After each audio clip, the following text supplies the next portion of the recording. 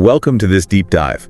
Today we're going beyond those usual biographical details to explore the educational philosophies of two really incredible figures. Paramahansa Yogananda, who you've been reading about, of course. Yes. And Rabindranath Tagore, the celebrated Bengali poet. Right. We're going to be using excerpts from Yogananda's autobiography. Okay. And we will uncover some, I think, surprising connections in their approaches to learning. Absolutely. And we'll also look at how those ideas they had continue to shape education even today. What's fascinating is that both Yogananda and Tagore, despite their different backgrounds, really, it seems like they were driven by this core belief that education could be transformative, that it could unlock the potential that's within every child. Okay, so let's unpack this a little bit. Sure. Yogananda actually visited Tagore's school, Shantiniketan. Right. And in the excerpt that you shared with me, he talks about how Tagore created this unique learning environment under the shady trees and the glories in the sky. Right. And you have to remember, this was the early 20th century when traditional education was very rigid, very classroom bound. Tagore actually fled that kind of schooling himself because he found it stifling to his artistic spirit. Wow. So he created Shantiniketan as this place where learning could be more natural, more in tune with a child's just innate curiosity. It's like they both just instinctively understood that a child's environment plays just a huge role in their learning. Absolutely. But their approaches weren't identical, were they? Right, they weren't. Yogananda in his own school in Ranchi, which was dedicated to educating boys. He integrated yoga and meditation into the curriculum. You don't see that at Shantiniketan. Yeah, really, no. Which focus more on things like literature, poetry, music, and self-expression. Yeah, you've hit on a key difference there, and I think it reflects their individual journeys. Tagore, the poet, rebelled against that traditional emphasis on rote memorization and really sought to cultivate creativity. Yogananda, while also valuing creativity, saw the potential of these ancient practices like yoga and meditation to enhance learning and self-awareness. He even developed these energizing yogura exercises specifically for his students. It's so interesting how they both landed on this idea of holistic education. Even though they came at it from such different angles. I mean, Tagore was pretty scathing in his criticism of conventional education.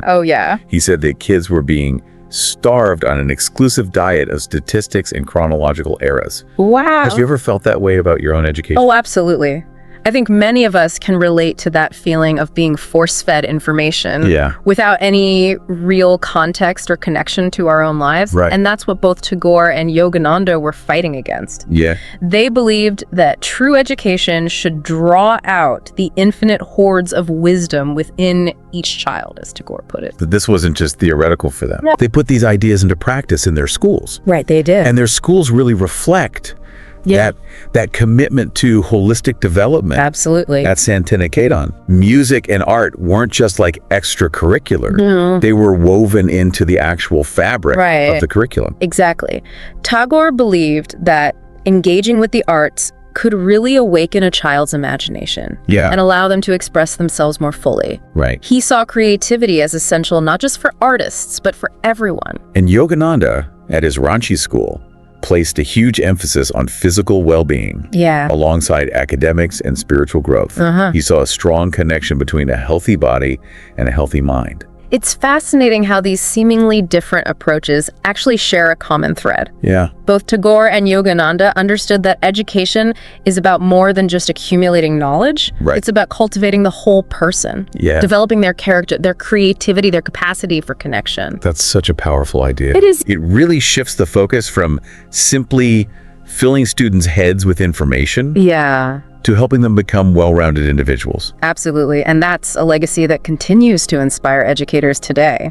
Many schools are now incorporating elements of holistic learning into their curricula, recognizing that students' emotional, social, and physical well-being are just as important as their academic achievements. Speaking of legacy, it's incredible that both of these schools founded on such unique principles still exist today. That's right. Shantiniketan has even grown into an international university. Wow.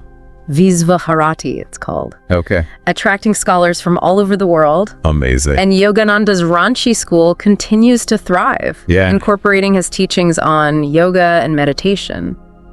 It's a testament to the enduring power of their visions. Absolutely. Tagore and Yogananda were true pioneers in education. They were. Their ideas might have seemed radical at the time. Yeah. But they were rooted in such a deep understanding of human potential. Absolutely. And it's important to remember the historical context. Right. Both were living in a time of great social and political change in India. Tagore was quite vocal in his criticism of the colonial education system, which he felt was designed to produce obedient subjects rather than independent thinkers. He wanted to create a school that would foster a sense of national pride and cultural identity. Yes. Which is so fascinating considering his global outlook and achievements. Yeah. I mean, he even won the Nobel Prize in Literature. Yes, and that brings us to a very interesting anecdote. Okay. When Tagore received the Nobel Prize, he faced his critics head-on, asking them, "I'm the same poet you dismissed before, so is your praise genuine?" Wow. It speaks to his integrity and just unwavering commitment to his art. He wasn't swayed by external validation. No. Which is an important lesson for all of us. It is. It makes you think about how we determine the value of praise or criticism. Yeah. And how we stay true to our own values.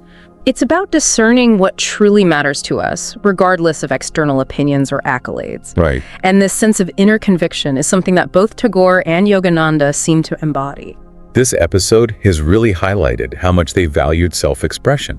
Absolutely. Tagore especially encouraged his students to find their own voices through poetry, music, and art. He saw self-expression as essential to unlocking a child's creativity and individuality. Yeah. He believed that each individual had a unique perspective to offer the world. And Yogananda, while incorporating more structured practices like yoga and meditation, also encouraged his students to connect with their inner selves. He believed that true education should lead to self-realization, an understanding of one's true nature and potential. So even though they used different methods, they both saw self-discovery as a crucial part of the educational journey. Absolutely, and that resonates with me deeply. The idea that education should empower individuals to become the best versions of themselves, to live a life that's authentic and fulfilling. It's a powerful reminder that education isn't just about acquiring skills and knowledge. No. It's about cultivating our humanity, our capacity for empathy, compassion, and critical thinking.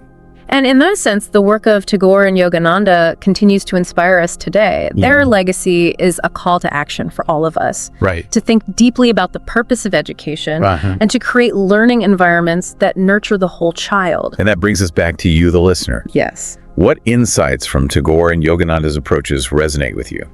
What aspects of their philosophies would you like to see reflected in education today? These are questions worth reflecting on and perhaps even discussing with others who are passionate about education. It's fascinating how both Tagore and Yogananda held that ancient wisdom in such high regard, but also were so open to new ideas. They seem to embody this beautiful balance between tradition and innovation. Absolutely. They didn't see those as opposing forces. Tagore, for instance, drew so much inspiration from like classical Indian poetry and philosophy. But he wasn't afraid to experiment with new literary forms and push the boundaries of expression. And Yogananda, while deeply rooted in that yogic tradition, traveled the world sharing his teachings with people from all walks of life. It speaks to their understanding that true wisdom is timeless and universal. It can be found in a variety of sources. They were both lifelong learners, constantly seeking to expand their understanding and deepen their connection to truth. It's a quality I think we can all aspire to cultivate, especially in a world that's changing so rapidly. Tagore and Yogananda remind us that education is not about reaching a destination, but about embarking on a journey, a lifelong pursuit of knowledge, understanding, and self-discovery. And that journey can be filled with so much joy, wonder, and a deep sense of purpose. Think about how that contrasts with like the often dry and rote learning experiences many of us have had. For sure. This deep dive into the lives and ideas of these two remarkable men has been truly inspiring. It has been. They really challenge us to rethink what education can be. I agree. Their stories show us that education can be so much more than just memorizing facts or preparing for a career. It can be this transformative experience that unlocks our potential connects us to our deepest selves and empowers us to make a positive difference in the world. And that's a legacy worth celebrating and carrying forward. Yeah, absolutely. So, as we wrap up this deep dive, I'm left with a profound sense of gratitude for the work of Tagore and Yogananda. And a renewed belief in the power of education to shape a brighter future. Yes. Remember, the future of education is in our hands. It is. By engaging in thoughtful conversations and taking inspired action, we can create learning environments that nurture the whole child and foster a love of lifelong learning. Thanks for joining us on this journey of exploration. Yes, thank you. We hope this deep dive has sparked your own curiosity and inspired you to continue exploring the vast and ever-evolving world of education. Thank you for listening till the end. Please subscribe, turn on the notifications, like, comment, and share with your friends. This will help more listeners to discover our channel and content.